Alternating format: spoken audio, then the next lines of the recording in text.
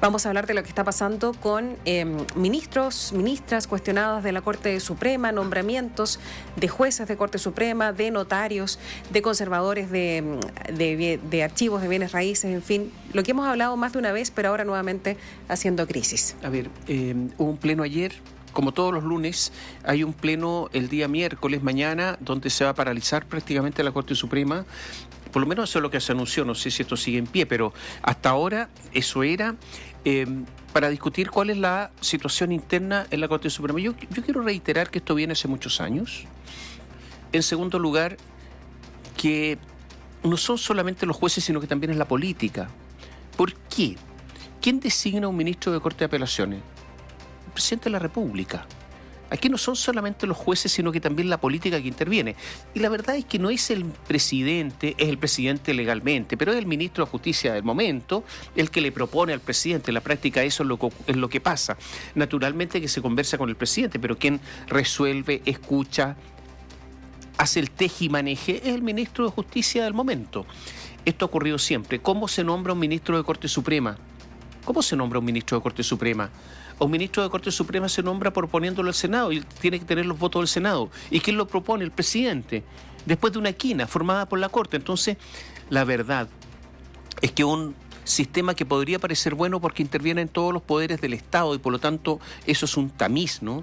Es una prueba, finalmente se transforma en una mega negociación, donde están los influyentes, donde están los lobistas, donde están los sectores políticos, ¿dónde está la negociación? Un ministro para ti y otro para mí. A ver, los sistemas todos se pueden ensuciar, emporcar, se pueden destruir por el ser humano. ¿Por qué existen estos sistemas? Porque hay desconfianza en las personas. Si no existiera tanta desconfianza en las personas, el sistema no sería tan paso a paso. Pero resulta que hay que desconfiar de las personas, y esto lo demuestra que incluso con el paso a paso no funciona. Yo creo que al final esto tiene que ser mucho más transparente, tiene que haber mérito.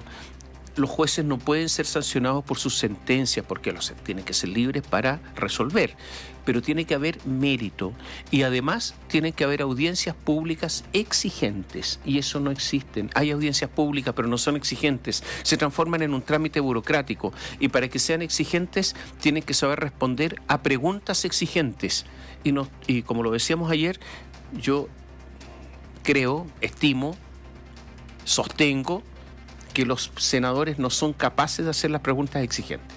Entonces, todo un sistema que fracasa también por la falta de capacidad personal. O sea, para hacer preguntas importantes hay que conocer las materias. Entonces, todo esto es un problema. Ahora, pongo otro ejemplo. A propósito de judicatura, bueno, el Tribunal Constitucional es muy importante. Y resulta que en el Tribunal Constitucional, ¿qué es lo que pasa? ¿Qué pasa en el Tribunal Constitucional? Que se designan a los propios. Y usted escuchará que quienes hoy gobiernan dejaron de decir que es una tercera cámara porque ahora hay mayoría oficialista. A mí me encanta, ¿sabe qué jueces? Le voy a hacer una confesión. Los que votan a veces en contra de su propio sector.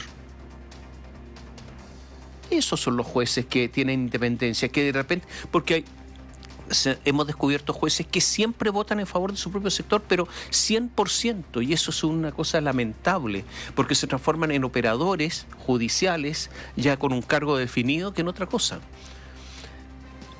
Usted dirá, un político no puede ser juez.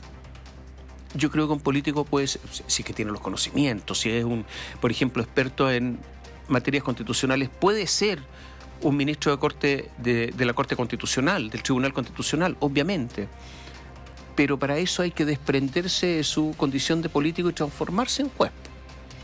Y por lo tanto resolver, de acuerdo, como dicen los abogados, de acuerdo a su real saber y entender. Pero ¿será es eso posible en el Chile de hoy? Mira, voy a recordar a un juez socialista que fue senador y que integró el Tribunal Constitucional, Hernán Bodanovich, padre de Paulino Bodanovich. Yo creo que existe cierto consenso de que fue un gran ministro del Tribunal Constitucional de izquierda, expolítico, pero con grandes conocimientos y que pudo desprenderse de su sector político para ser un magistrado. Hay muchos otros ejemplos. Se me viene este a la cabeza. Bueno, ¿estamos en condiciones hoy día de eso, no? Una pregunta. Los jueces no pueden ser pro algo. Es la legislación la que es pro algo, porque un juez tiene que dar garantías a todos. Cuando un juez es pro algo, a alguien no le está dando garantía a alguna de las partes. ¿Entenderán esto los jueces chilenos o no? ¿Esto se entenderá en la Academia Judicial donde se forman los jueces o no? Bueno, estas observaciones porque al final es un signo como de desesperación. ¿Qué quiere que le diga?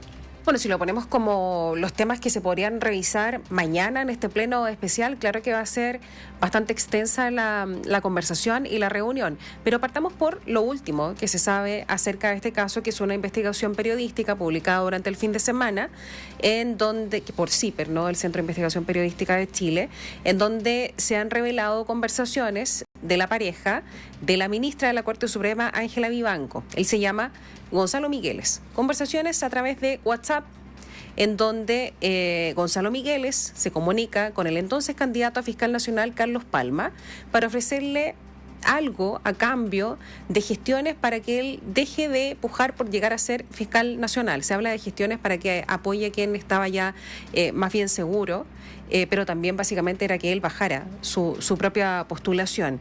Estas son las conversaciones en donde lo que le ofrece, ese algo que le ofrece, son dos cosas súper grandes, ¿no?, importantes: pagar un doctorado y ser el reemplazo de Javier Armendáriz, que es el fiscal metropolitano Centro-Norte. Bueno, esa conversación se hizo pública, hay un pantallazo, está claro, y ayer se refirió la ministra Ángela Vivanco respecto a la conversación. Dijo que esa conversación era un exceso de buena fe y un intento de ayudar a una persona amiga. Yo digo dos cosas en esto. Efectivamente, este señor Gonzalo Migueles no forma parte del Poder Judicial ni de alguna estructura. Es verdad. Dicen que trabaja en el Conservador de Bienes Raíces de Puente Alto. Y tiene unas boletas.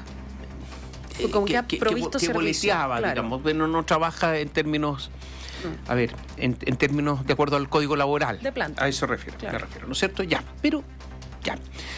No está en el Poder Judicial, pero mi pregunta es, ¿quién pagaría ese doctorado? ¿Quién lo paga? Porque, me hago otra pregunta. ¿Es un intento de qué? ¿De cohecho? Es una pregunta. Habrá que investigarse. Pero ¿cómo le están ofreciendo pagar a un fiscal un doctorado? A cambio de algo. Yo creo que esto obviamente que hay que investigarlo. Ahora, en este pantallazo, rescatado del celular del abogado Luis Hermosilla, se constata que este señor Migueles, Gonzalo Migueles, le ofreció este doctorado e incluso ser el persecutor, le ofreció algo más, ser persecutor regional metropolitano Centro-Norte a este persecutor que es Daisen, pero es que es muy conocido porque ha tenido causas muy importantes que exceden la región de Aysén. Él era parte de la quina y esto generó nuevas acusaciones de tráfico de influencia en el Poder Judicial. Miguel Ángel Araya, muy buenos días. Hola, Miguel Ángel. Muy buenos días, Tomás, Katy, auditores, claro, porque cada vez son más los nombres y conversaciones que se conocen del abogado penalista Luis Hermosilla, en los que se han evidenciado sus redes políticas y judiciales o incluso presunto tráfico de influencias en cuanto al nombramiento de jueces y juezas del Poder Judicial. Ahora se trata de un caso en particular que a través de un pantallazo que guardaba el celular de Hermosilla, tal como lo relataban ustedes, bajo las pesquisas de la Fiscalía Metropolitana Oriente, se revela una conversación entre el fiscal regional de Aysén, Carlos Palma, y Gonzalo Migueles, pareja de la ministra de la Corte Suprema, Ángela Vivanco, en los que Migueles le ofrece un doctorado y el cargo de fiscal regional metropolitano Centro-Norte, según dio a conocer CIPER Chile. Lo anterior a cambio de que Palma, el fiscal actual de la región de Aysén, le diera su apoyo al candidato que ya había sido designado por la Moneda y que requería la ratificación del Senado. Esto recordemos en medio de la discusión por quién iba a ser el candidato o finalmente quién iba a ser el fiscal nacional, mejor dicho. Recordemos que el año 2022 el presidente Gabriel Boric designó primero a José Morales, pero no alcanzó los votos necesarios en la Cámara Alta. Misma situación que vivió Marta Herrera y posteriormente fue con Ángel Valencia finalmente en el tercer intento del gobierno de escoger a este fiscal nacional que los senadores lo aprobaron como el máximo persecutor de nuestro país. Luego de emitir un comunicado durante el fin de semana, la ministra Ángela Vivanco decidió hablar con la prensa para contar su propia versión de estos hechos, en donde negó haber tenido conocimiento de estos mensajes y que tampoco participó o tuvo injerencia en los ofrecimientos que realizó su pareja. Según la ministra Vivanco, el pantallazo da cuenta de un exceso de buena fe en las comunicaciones de su pareja con el fiscal Palma, agregando que espera abordar el tema a la brevedad con el fiscal nacional Ángel Valencia. Solamente voy a decir que aquí ha habido un exceso de buena fe, por una parte, que desgraciadamente no fue considerado de la misma manera por la otra. Aquí ha habido un exceso de buena fe y de tratar de ayudar a una persona amiga, no en una influencia ilegítima, sino tratar de dar una información que pidió. Me preocupa que se mezclen planos entre un ministro de Corte Suprema y cosas que hace su familia. Respecto a su relación con Luis Hermosilla, la ministra Vivanco explicó que lo conoce por la relación que tuvo con su hermano, Juan Pablo Hermosilla, cuando trabajaba como asesora de la Asociación Nacional de Televisión, Anatel, negando cualquier tipo de influencia que podría haberse generado en su nombramiento o que haya ella misma solicitado ayuda a alguno de estos abogados o lobistas del Poder Judicial, asegurando que ella postuló por mérito y mucha gente apoyó esa candidatura. El presidente de la Asociación Nacional de Magistradas y Magistrados, Alejandro Vera, sostuvo que como organización han insistido ya desde hace un tiempo que el cambio del sistema de nombramiento de autoridades del Poder Judicial es necesario debido a diversas opacidades que hay en este. Hemos manifestado como una prioridad la necesidad de modificar el sistema actual de nombramiento, tanto de las juezas, jueces y como de notarios y conservadores. El sistema actual de nombramiento lo calificamos de deficiente, con etapas de opacidad, prácticas inapropiadas y además politizado. Cabe recordar que el fiscal Carlos Palma fue uno de los candidatos seleccionados por la quina de fiscal nacional. Y entre quienes votaron por él, adivine quién estaba. Se encontraba la ministra Vivanco. Hechos por los que algunos hoy la cuestionan debido a que no se habría inhabilitado al momento de votar por alguien a quien hoy se refiere como una persona amiga. Usted lo escuchaba recién en la cuña. Ella se refiere que fue un favor a una persona amiga. Por otro lado, la abogada en Derechos Humanos y postulante a fiscal nacional a esa fecha, Karina Fernández, abordó las irregularidades que se habrían generado en esa quinela, que luego pasó a tener 4 candidatos, un hecho que según ella sería inconstitucional.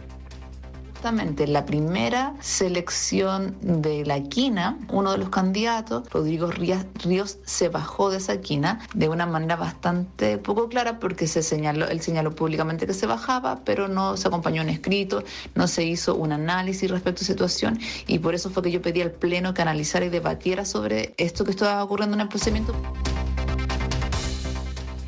Recordemos que esta no es la primera vez que el abogado Luis Hermosilla se ve envuelto en este tipo de polémicas, ya que este mismo medio, Ciper Chile, publicó conversaciones que darían cuenta de que el penalista realizó gestiones para lograr que el ministro Jean-Pierre Matus llegara a la Corte Suprema en 2021 y para que Antonio Ulloa integrara la Corte de Apelaciones de Santiago en este mismo año. Conversaciones también que se encontraron en el celular pesquisado por el Ministerio Público del abogado Luis Hermosilla.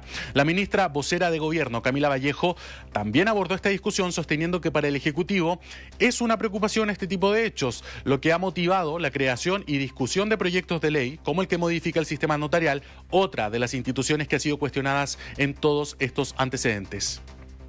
Pero no es que no hayamos estado haciendo nada porque desde ya hace tiempo tenemos una agenda legislativa para poder avanzar en mayor probidad en los sistemas de nombramiento y evitar que hayan intereses cruzados en ciertos espacios, ¿no? Por ejemplo, la ley de notarios, que aborda justamente el cómo modernizar el nombramiento de notarios y las facultades que se tienen.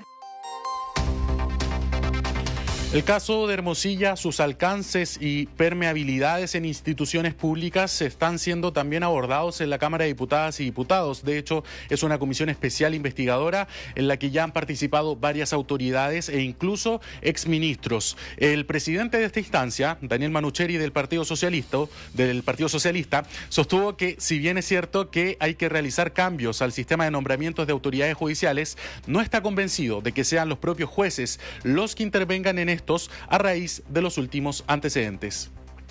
Hoy día sin duda hay que revisar el sistema de nombramiento de los jueces. Los propios jueces hoy día plantean sacar a la política. La pregunta de fondo es si existe la confianza para que sean los propios jueces los que se autodesignen en estos cargos. Cuando vemos lo que han hecho con las notarías, con los actuarios, donde terminan siendo nombrados amigos y familiares de aquellos que ostentan el poder. Han sido tales los antecedentes conocidos a través de la prensa, tanto en el caso de la ministra Vivanco, Ángela Vivanco, como también en el caso de la ministra, también de la Corte Suprema, María Teresa Letelier, que habría sido beneficiada a la hora de su nombramiento, según dejan ver los chats, que esta vez fueron recuperados del celular del ex juez de la Corte de Apelaciones de Santiago e imputado por espionaje en la llamada Operación Topógrafo, Juan Antonio Poblete, que ha motivado diversas acciones judiciales por presunto tráfico de influencia al interior del Poder Judicial. Uno de estos querellantes es el periodista Mauricio Weibel, víctima en este último caso, que aseguró que tanto el caso Topógrafo como el caso Hermosilla han evidenciado opacidades graves dentro del Poder Judicial. A ver, mira algunas cosas. Palma, ¿fue candidato o no fue candidato? ¿Qué pasó con él? ¿Qué ocurrió con Palma? Palma fue... ¿Cuál es la Palma estuvo dentro de esta quina cuando fue seleccionado para ser, cuando se está abordando todo este tema de la Fiscalía Nacional, el candidato a fiscal nacional, pero Palma queda en el camino, él se baja y por lo tanto ahí no se genera los 5 candidatos que eran necesarios para que el presidente escogiera uno y los pudiera ratificar luego el Senado. Es por eso que de hecho se le hace esta solicitud. Él ya había quedado en el camino de esta como campaña, digamos, por la Fiscalía Nacional, y por eso se le pide que apoye al candidato que iba a ser seleccionado por la moneda. Se le pide Migueles, estamos hablando siempre de Gonzalo Migueles. Esa sería la intención de los ofrecimientos que le fueron dados este doctorado, que como señalaban ustedes, nadie sabe quién se lo iba a pagar, de dónde iba a salir ese dinero, y también el cargo que hoy ostenta el fiscal regional Centro Norte, Javier Armendáriz, ese hubiese pasado a él. Ese hubiese sido como el trato a cambio de que apoyara al candidato que iba a ser seleccionado por la moneda, que recordemos fueron 3 veces las que el gobierno tuvo que instalar un nombre tras el rechazo del Senado. Es que eso, a ver, efectivamente es muy importante recordar además cómo resultó finalmente nombrado en el cargo el fiscal nacional, Ángel Valencia, porque fue un proceso durísimo. Yo recuerdo esos días en que nos llamaba mucho la atención la complicación por llegar a llenar ese cargo. José Morales, que fue el primero, ¿no?, cayó en el camino. Después, Marta Herrera. Y finalmente llega al cargo Ángel Valencia, con todo esto que además estamos sabiendo ahora. Y de ahí que es importante saber qué fue lo que pasó finalmente con Carlos Palma, que recordemos que en esta investigación que hace CIPER se le consulta por la situación y él dice que sí, reconoce que sí sucedió, porque le parece que el ofrecimiento estaba más allá de cualquier límite que consideraba que se tenía que saber. Y eso es lo último que sabemos al respecto. Pero Palma no se bajó, Palma no fue elegido. Claro. Eso es lo primero. O sea, porque la presión era para eso. Por eso hago estas preguntas para precisar las cosas. Porque, a ver, Palma no se baja. Y por lo tanto no habría habido éxito en esta gestión. Si es que existió la gestión, porque al final lo que vemos es un intercambio de WhatsApp, pero existió esa gestión, no tenemos idea.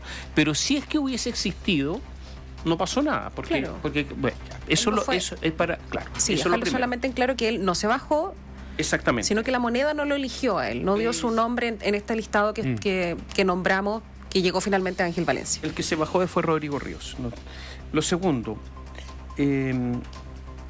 con respecto a Jean-Pierre Matus, no hay en el chat de Hermosilla WhatsApp de Jean-Pierre Matus, por si acaso, y por lo tanto ahí hay que tener precaución. Lo tercero, En el WhatsApp de Hermosilla hay tantas cosas, obviamente un abogado relacionado transversalmente y que además tenía contacto con un montón de personas y hacía cosas, todos lo vemos que hacía cosas, no era simplemente un abogado litigante que se preocupa de sus juicios. ¿Estas filtraciones son filtraciones dirigidas o no? ¿Son previamente seleccionadas? Y perdón, no estoy diciendo que no haya que investigar en absoluto.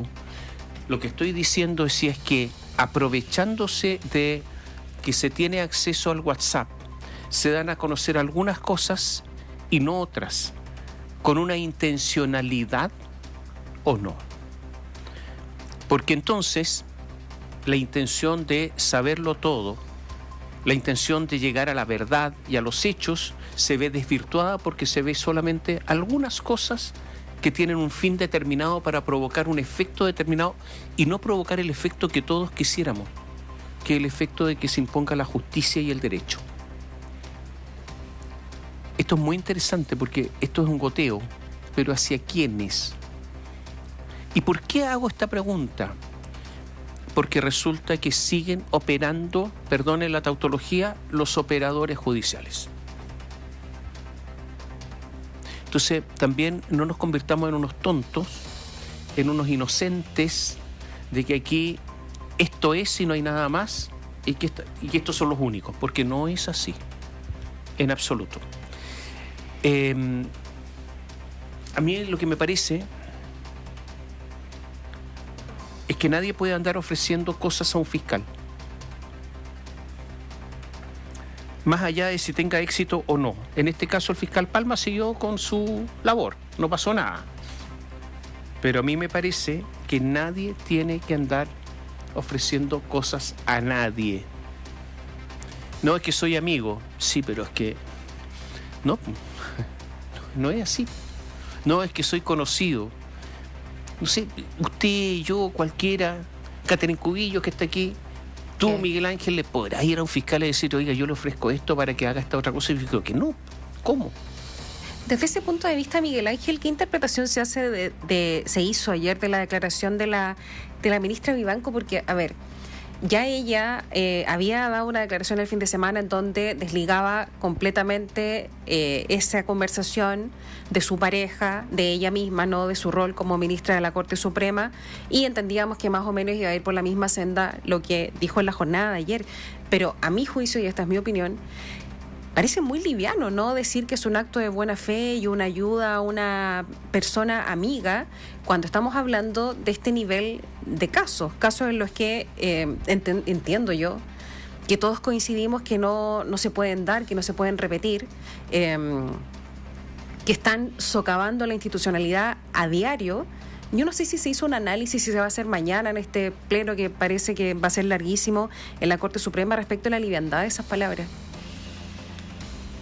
Sí, lo que señaló la ministra Vivanco ayer durante sus declaraciones es que ella en el pleno de ayer, pleno que se realiza todos los lunes, y eso ya es común en la Corte Suprema, pleno ordinario, ella iba a mencionar estos hechos para aclararle a sus compañeros de la Corte Suprema, compañeros y compañeras, cuál es su versión. Lo mismo que hizo con la prensa, eso lo iba a hacer ella durante el pleno que nosotros nos quedamos hasta bien tarde ayer en la Corte Suprema para poder recoger algunas impresiones de los ministros y ministras, y algunos nos señalaron que estuvo intenso. Esa fue la palabra que con la que calificaron la instancia. Pero claro, mañana va a haber este pleno extraordinario que va a suspender, de hecho, las salas del máximo tribunal del país, como ustedes señalaban.